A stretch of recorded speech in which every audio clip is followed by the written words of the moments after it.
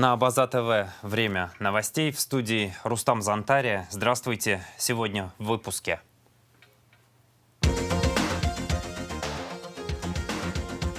Заслушали расшифровки телефонных разговоров. Продолжается суд по делу о тройном убийстве на столичной набережной.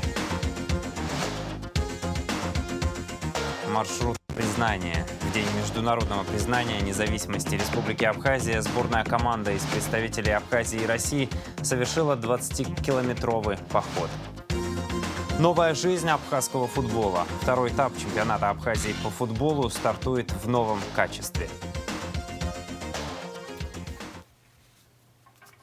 Начнем с эпидемиологической ситуации. Согласно сообщению оперативного штаба, за 30 августа тестирование на коронавирусную инфекцию проведено у 348 человек. Диагноз COVID-19 подтвержден у 136 из них. В Гудаутской ЦРБ за 3 дня скончались трое мужчин 76, 73 и 53 лет и 3 женщины 63, 71 года и 79 лет. Общее число выявленных заболевших коронавирусом в Абхазии составляет 25 088 человек. Зарегистрировано 378 летальных случаев, выздоровели 21 165 человек. Риск смерти остается высоким на протяжении 6 месяцев после перенесенного ковида, заявил во вторник министр здравоохранения России Михаил Мурашко в интервью телеканалу «Россия-24». В том числе у человека возможно появление различных осложнений, связанных с образованием тромбов, поражением нервной и сердечно-сосудистой системы. Мурашко подчеркнул, что именно пациентам, уже перенесшим ковид, в первую очередь важно пройти углубленную диспансеризацию. По словам министра, сейчас уже сформированы списки людей, которым будет предложено пройти диспансеризацию. Страховые компании и медицинские организации уже начали их приглашать. А власти Дании объявили об отмене всех коронавирусных ограничений с 10 сентября. Об этом сообщается на сайте Минздрава этой страны. Правительство больше не считает COVID-19 опасной для общества инфекцией. Такое решение принято в связи с рекордным высоким уровнем вакцинации. По словам главы Минздрава Магнуса Хойнике, пандемия в Дании находится под контролем.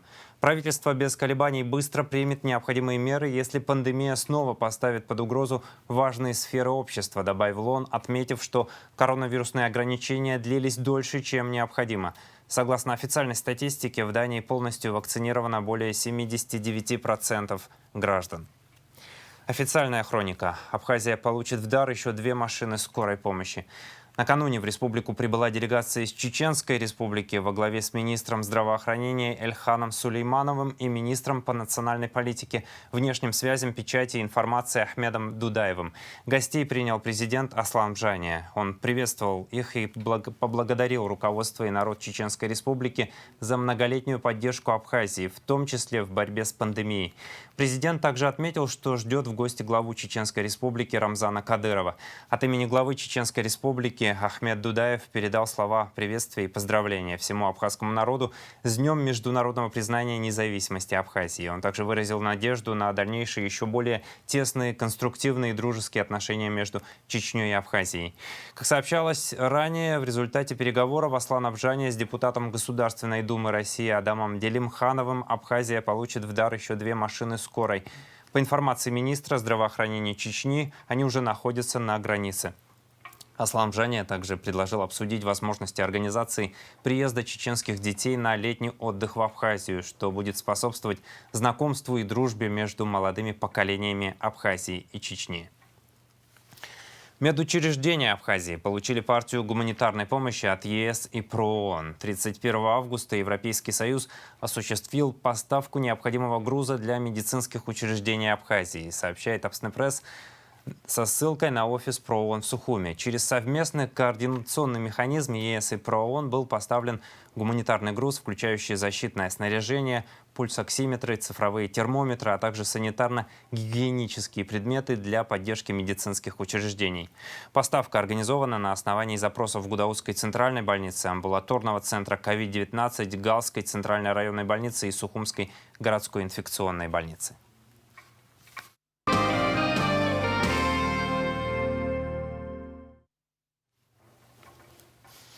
Заслушали расшифровки телефонных разговоров. Суд по делу о тройном убийстве на столичной набережной в ноябре 2019 года все еще находится в стадии эпизода, связанного с угоном автомобилей. Он имеет отношение только к одному из подсудимых – Эрику Чкадуа. На очередном заседании были допрошены свидетели по этому эпизоду, а также озвучена расшифровка прослушанных телефонных разговоров соседей семьи Чкадуа в день оперативных мероприятий. Слово Элеоноре Гилаян. В начале председательствующая Майя Квициня зачитала письма, поступившие на имя суда от свидетелей, не явившихся на процесс. Среди них письмо отца подсудимого Эрика Чкадуа, Юрия Грантовича Чкадуа. В производстве судебной коллегии Верховного суда Республики Абхазия находится уголовное дело, где одним из обвиняемых проходит мой сын Чкадуа Эрик Юрьевич. По данному уголовному делу органом следствия я был допрошен в качестве свидетеля. Ранее данные мной показания в качестве свидетеля на предварительном следствии 21 апреля 2019 года и 4 мая 2019 года я помню, но не подтверждаю их. Хочу пояснить, что на момент дачи показаний мной в прокуратуре я находился в шоковом состоянии, не понимал, о чем идет речь, так как сотрудники правоохранительных органов при обследовании гаражей сказали мне, что они ищут какие-то похищенные автомашины. Подробности мне неизвестны, так как ничего не говорили, не объяснили. Я знаю и уверенно могу сказать, что мой сын, пишет Чкадуа Юрий Грантович, не совершал никакого преступления, и я очень надеялся и надеюсь по сей день на то, что мои бывшие коллеги с этим разберутся, установят истинных преступников, которые понесут наказание согласно Уголовного кодекса Республики Абхазия. Я и сейчас нахожусь в шоковом состоянии от всего произошедшего и происходящего, и знаю, что прокуратура включила меня в список свидетелей по данному делу. Потому я хочу воспользоваться своим правом, предусмотренным статьей 19.2 Уголовно-процессуального кодекса, не свидетельствовать против самого себя, своего супруга и супруги близких родственников, круг которых определен частью 3 статьи 5 Уголовно-процессуального кодекса, так как Чкадуа является моим сыном. Гособвинение заявило, что не будет настаивать на явке свидетеля Чкадуа, если защита не воспрепятствует оглашению его показаний предварительному следствию. Также прокурор Даурамичбе сказал, что это заявление Юрий Чкадуа мог сделать в зале суда под присягой. У адвокатов мнения разделили. Защитники Эрика Чкадуа Игорь Скнарин и Марина Таня не были против оглашения показаний. А вот адвокат Тимур Топагуа высказал иное мнение. Он фактически от них отказывается, то есть он не признает их. Он говорит, что, если по-простому говорить, что он такие показания не давал, либо они не соответствуют действительности. Сейчас, зачитав это заявление, сейчас дать согласие на оглашение, тем самым мы не идем в противоречие. Вот здесь меня вот этот момент смущает. Но учитывая то обстоятельство, что помимо этих показаний здесь еще есть другие показания, и к этому вопросу мы будем возвращаться, мое личное мнение, что на сегодняшний день этот вопрос вообще отложить, допросить явившихся свидетелей и потом уже вернуться к этому вопросу. Такую позицию разделяли адвокаты Автандил Чкадуа и Лика Чиквитадзе. Подсудимый Эрик Чкадуа также высказался против оглашения показаний своего отца. Идентично высказались другие подсудимые. Суд, совещаясь на месте, определил отказать в оглашении показаний Юрия Чкадуа. Тогда гособвинитель выступил с очередным ходатайством.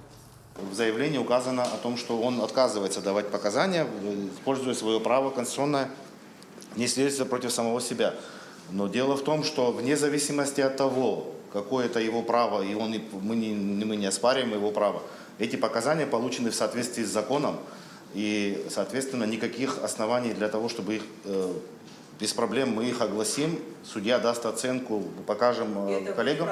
Я просто хочу его обосновать о том, что в настоящее время нам придется использовать такой инструмент, как принудительный привод, и заставлять взрослого человека. Хотелось бы еще раз обратиться к адвокатам о том, что вне зависимости от того, будет он настаивать на своих показаниях, либо нет, эти показания будут оглашены, потому что в них стоит его подпись, и вряд ли кто-то из следователей стал бы подделывать подпись отца, и он бы спустя 1,5 года уже об этом 100 раз говорил. Он знакомился с материалом, судя по заявлению. Разрешите процитирую 4-ю часть. Заявленный в суде отказ потерпевшего или свидетеля о даче показаний не препятствует оглашению его показаний, дате в ходе предварительного следствия, если эти показания получены в соответствии с требованиями части 2 статьи 11 настоящего кодекса. Неделю тому назад он находился в коридоре судебного заседания, то есть он приходил, никакого шокового состояния от суда у него не было.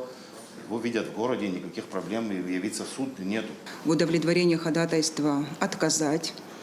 Суд соглашается с тем, что свидетель Чкаду обладает иммунитетом, может не свидетельствовать против сына, однако для решения вопроса об оглашении в суде показаний, данных им в ходе предварительного следствия, отказ от дачи показаний должен быть сделан в суде, а также для установления соответствия допроса на предварительном следствии требованиям статьи 11 Уголовно-процессуального кодекса. И в связи с чем суд признает явку свидетеля Чкадуа Юрия Грантовича необходимой. В ответ на это прокуратура заявила, что отсутствие свидетеля Чкадуа на заседаниях не дает возможность ознакомить судебное следствие с иными доказательствами. Суд постановил подвергнуть Юрия Чкадуа принудительному приводу. Следом Даурамичбе сообщил, что свидетель Омар Эзукбаев в ближайшее время не будет находиться на территории страны в связи с онкологическим заболеванием. Подтверждающие это документы прокуратура попросила приобщить к делу. Следом суд перешел к допросу свидетеля обвинения Алхаса Гунба. Это житель Дурипша, совладелец нескольких коттеджей в Ауатхаре. На самом суде свидетель Гунба ссылался на забывчивость за давностью событий.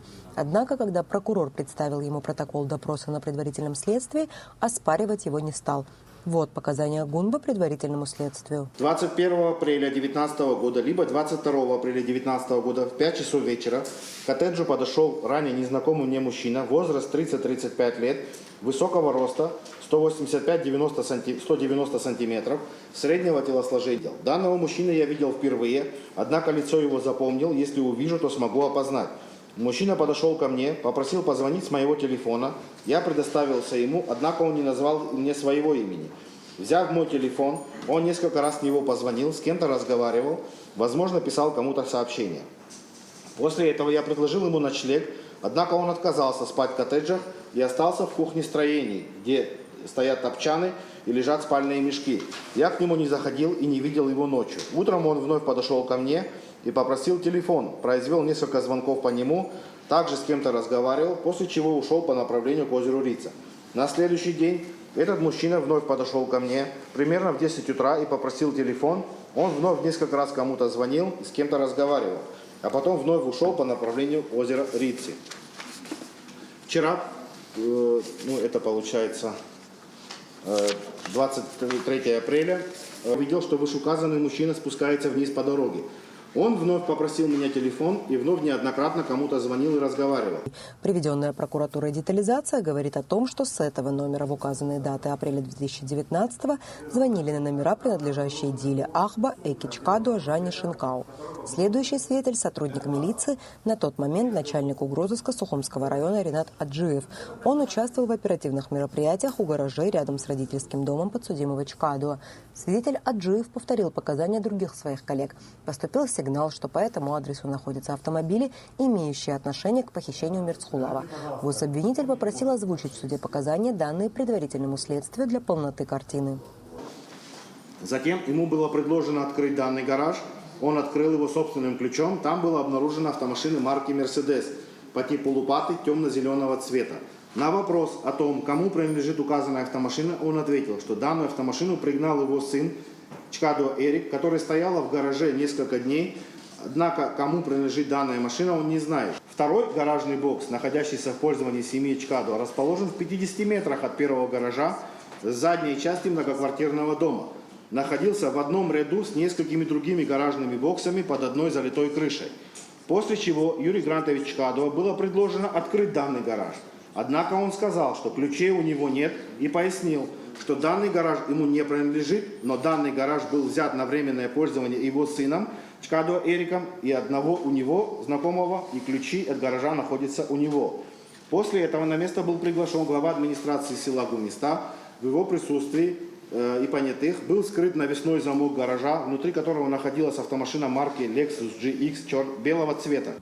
Следом в ходе судебного заседания прокурор зачитал показания Омара Эзукбая, из которых следует, что он сосед Юрия Чкадуа и в хороших отношениях с его сыном Эриком Чкадуа. Также прокурор озвучил результаты оперативных мероприятий, прослушивания телефонных разговоров Омара Эзукбая за 18 апреля 2019 года с неким контактом, указанным как Адгурцко. Их содержание в полном объеме мы не можем озвучить в нашем эфире из-за большого количества нецензурной лексики. Однако вот допустимые отрывки. Первый гараж вскрыли, кого-то притащили. Экспертиза Ну что там лежит в гараже? Ничего не лежит, машина стоит. Какая? Мерседес лопаты. Какого цвета? А? Это в одном? В одном, да. А второй не смотрят? Подожди, пока нет. Нет, там нету ничего. Там тоже белый джип стоит какой-то. Короче, сжечь надо гаражи. Это с каких-то дел говорят, да? С каких-то дел лайбы, да? Ищут их, короче. Ты знаешь, открыли лайбу вот сейчас. Не, ну как ты понимаешь, Вася, эти машины вами искали. Эти машины искали, они как? Сейчас не могу базарить, Вася. Ну отойди оттуда. Кругом стоят, весь учхоз окружили. Она уже месяца 4 уже, здесь мы ее ночь, Вася, с одной, с другой перегоняли. Ну и все тогда, да, я боялся, что что-то случилось. Со вчерашним это не связано? Вчера тоже было что-то, да? Вчера было, да, после этого неразборчивая речь. Но это не связано, эта машина там не при делах, я это точно знаю, Вася. Тоже не при делах вторая? Нет, ну слава богу, отмажут. Нет, я так знаю, что нет. Просто угнаны и в розыске были. Да? Ну все. Я говорю, Вася, газ имели бы сейчас, чтобы пустить, глушить этих всех на 10 минут, вытащить оттуда и увезти, Вася.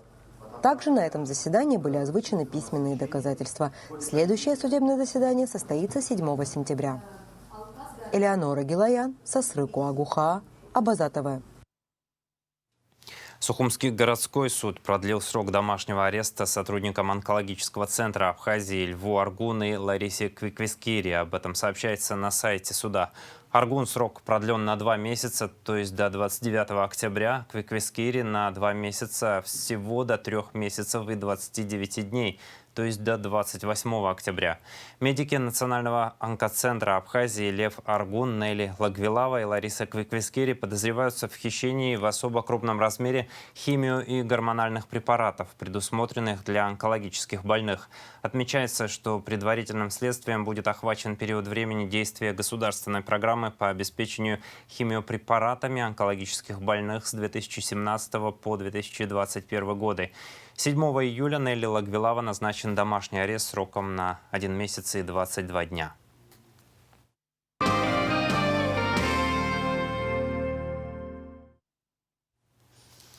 Печальные вести. Министр культуры Республики Абхазия Гудиса Агарба выразил соболезнования в связи со смертью актрисы Розы Дбар. В тексте соболезнования, в частности, говорится: прискорбной новостью для мира театра стал уход из жизни замечательной актрисы Абхазского государственного драматического театра имени Самсона Чанба, заслуженной артистки Республики Абхазия и Республики Адыгея Розы Дбар.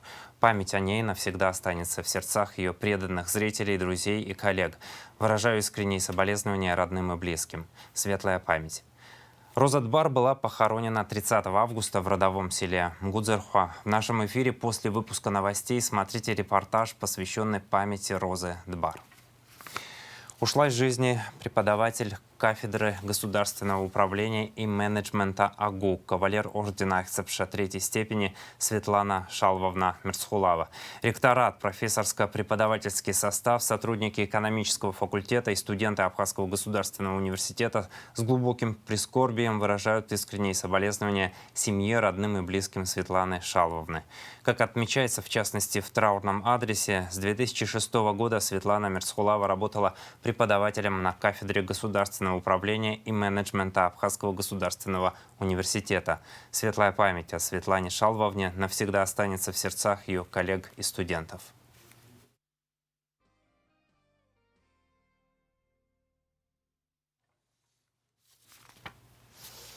Продолжаем выпуск. Общественная организация «Центр правозащиты российских соотечественников в Абхазии», член Координационного союза организаций русских соотечественников, провела выездную встречу с руководством Галского района. В ходе встречи стороны договорились о сотрудничестве в области оказания юридической и правовой помощи жителям района. Как сообщает пресс-служба КСОРС, глава Галского района Константин Филия поблагодарил руководство Центра за внимание к проблемам района, подчеркнув, что ситуацию нужно менять.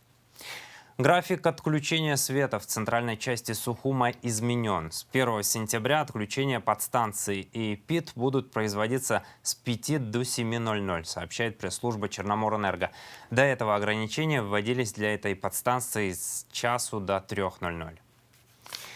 Туризм. Гагра попала в рейтинг популярных направлений у людей пенсионного возраста, заняв 3-е место. Об этом сообщает сервис Твил.ру. В список вошли также курорты Крыма, Краснодарского края, Кавказских минеральных вод, города Золотого кольца России. По данным Твил.ру, туристы на пенсии путешествуют от 1 до 9 дней с экскурсионными группами и тратят на бронирование жилья от 1700 до 2400 рублей в сутки.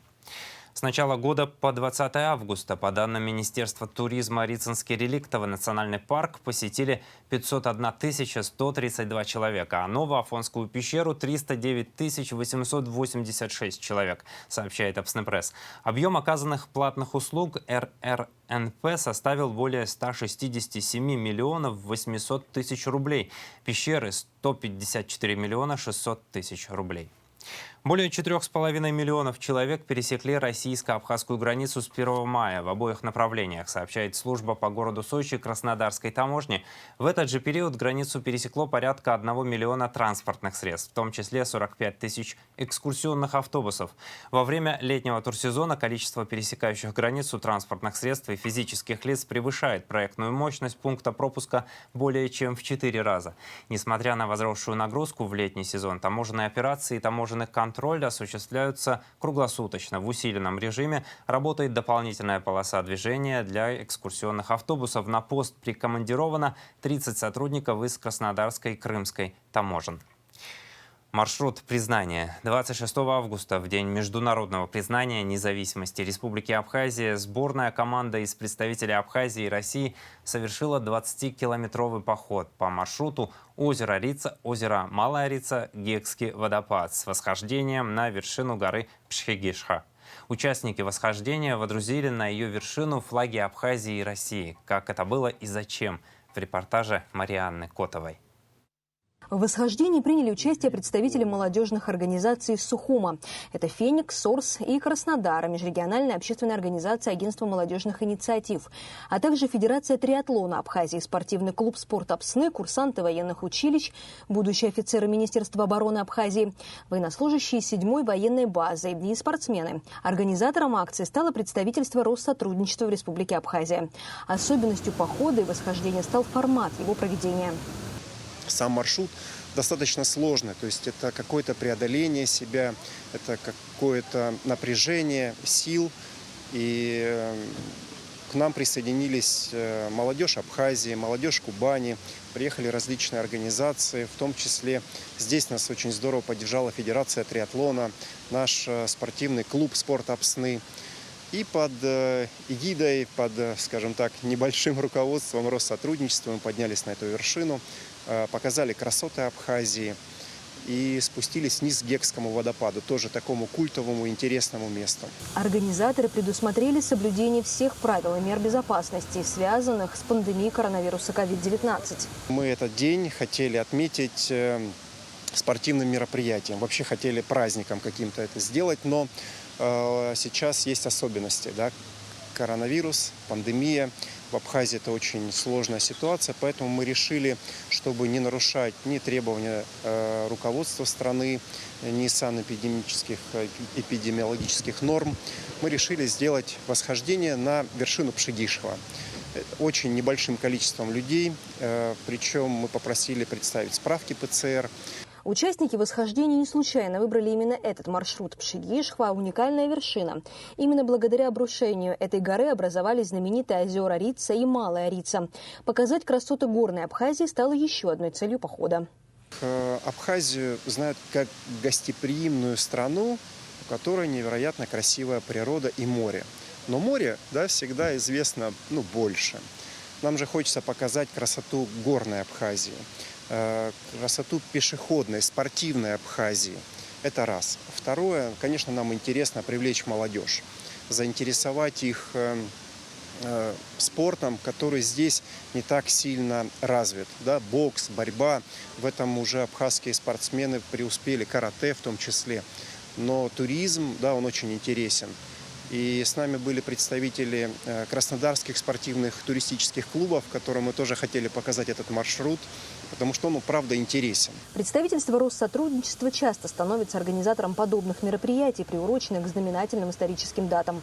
Такой формат в период пандемии не только более приемлем, но и информативен в плане привлечения внимания к празднованию, а также проблемам спорта, туризма и развития страны.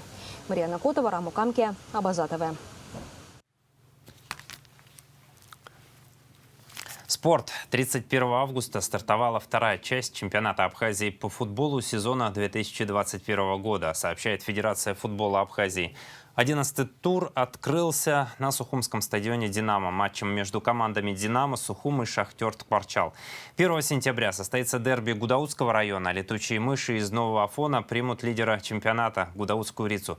2 сентября в городе Гагра состоится центральный матч 11-го тура, где в очном поединке схлестнутся Гагра и Сухумский Нарт, которые делят вторую и третью строчку в турнирной таблице. 3 сентября состоится заключительный матч 11-го тура на стадионе имени Даурах в Лидиане в Гагре. Цандрепшский САДС принимает галский Самурзакан. Команды еще ни разу не побеждали в этом сезоне. Начало матчей в 17:00.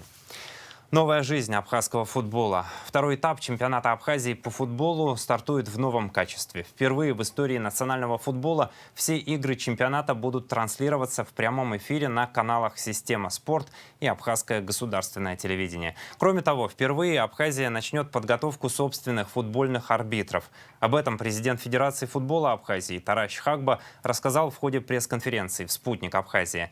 Видеозапись пресс-конференции предоставлена агентством «Спутник». Подробнее Надежда Боровикова. 31 августа на столичном стадионе «Динамо» встретились две футбольные команды – Тхварчалский «Шахтер» и Сухумская «Динамо». Это первый матч второго тура чемпионата Абхазии по футболу. В нем принимают участие 8 команд. Мы сыграли первый этап нашего чемпионата. Он протекал, соответственно, мы сыграли 7 игр. Каждая команда сыграла 7 игр. Плюс еще 3 игры мы взяли со второго этапа. То есть осталась вторая часть. Осталось сыграть 11 игр каждой команде. Плюс по 2 матча Кубка Абхазии.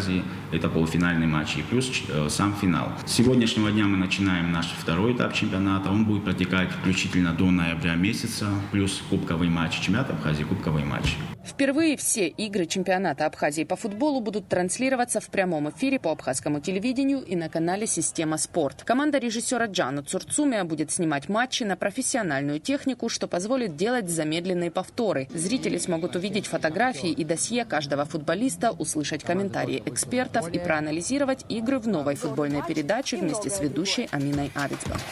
Не пропусти матч открытия. «Динамо» Сухум против «Шахтер» Тхварчал. 31 августа на стадионе «Динамо». Все матчи под эгидой Федерации футбола будут транслироваться в прямом эфире. Плюс, конечно же, с комментатором.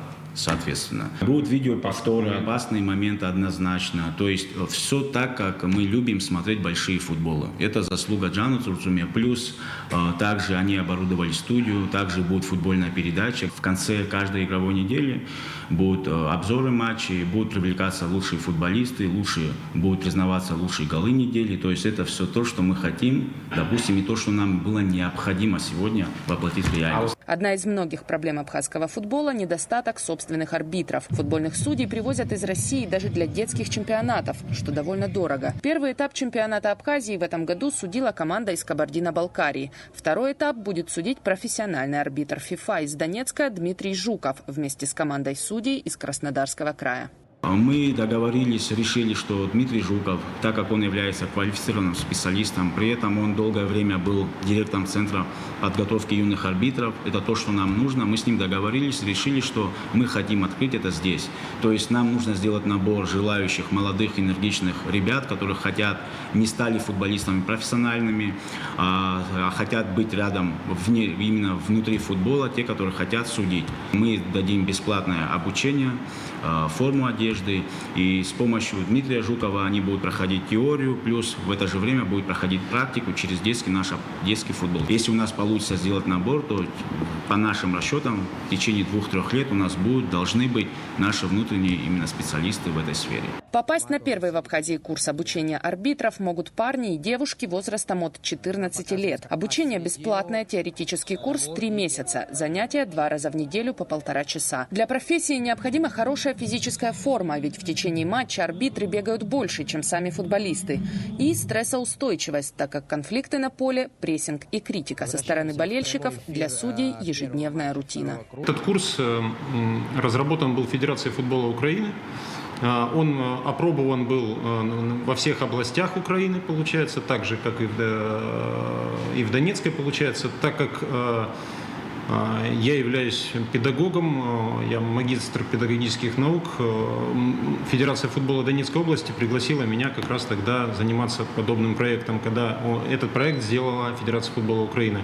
Поэтому полный курс презентаций, полный курс знаний, которые можно ими поделиться, он у меня в наличии, поэтому ребята, которые придут, абитуриенты, которые будут обучаться этому ремеслу, они смогут получить все эти знания, посмотреть кучу видеоматериалов, и я думаю, это будет всем интересно.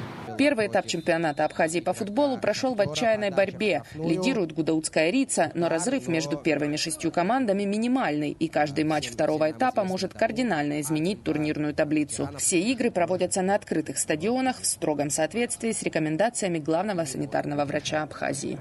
Анджапаридзе с мячом, хороший дриблинг, удар по воротам. К сожалению, мяч прошел выше ворот. Надежда Боровикова, Абаза ТВ. Абхазский скакун Скайлорд стал обладателем приза «Дружбы народов», первым преодолев дистанцию в 3200 метров для лошадей от 4 лет и старше чистокровной английской породы, сообщает Госкомспорт. Лошадь принадлежит кавалеру ордена Леона и ордена Акзапша 3-й степени Аслану Камле. Наездником был Айдамир Шегушев. Саид Мукба стал победителем, а Астан Чичба – бронзовым призером открытого межрегионального турнира по смешанным стилям единоборств «Кубок Легиона», который прошел 29 августа в Ростове-на-Дону, сообщает пресс-служба Госкомспорта. Абхазские спортсмены выступали в дисциплине грэпплинг. Саид Мукба выступал в весовой категории 84 килограмма, Астан Чичба – 66 килограммов. И представляли они клуб нашего соотечественника Руслана Хашба «Хашба-Тим». К турниру спортсменов подготовил Ренат Кокоскери. Всего в турнире приняли участие около 400 участников из регионов России. Саид Мукба – мастер спорта республики по вольной борьбе, тренер в Калдахварской школе-интернат. Астан Чичба – тайбоксер клуба Георгий Победоносец города Гудаута. Купальный сезон в Абхазии будет официально закрыт 28 сентября. К такому совместному решению пришли руководители Государственной инспекции по маломерным судам МЧС, экологического ведомства, а также главы всех районов республики. Основным показателем при принятии данного решения стал природный фактор, в частности, понижение температуры морской воды, увеличение периодов штормов, высота волн и связанные с этим риски при купании в море. После 28 сентября будет свернута работа спасательных пунктов на пляжах республики, изъяты ограничительные буи, определяющие купальную зону городских акваторий. ГИМС МЧС республики напоминает о необходимости соблюдения правил безопасного поведения на воде и правил безопасной эксплуатации маломерных судов в периоды после официального закрытия купального сезона. Сейчас о погоде в республике.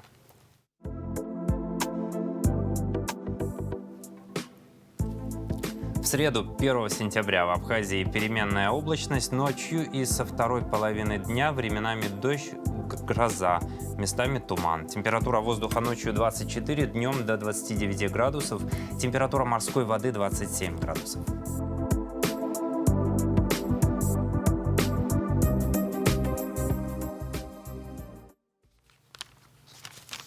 На этом пока все. За развитием событий следите вместе с нами. До встречи в эфире.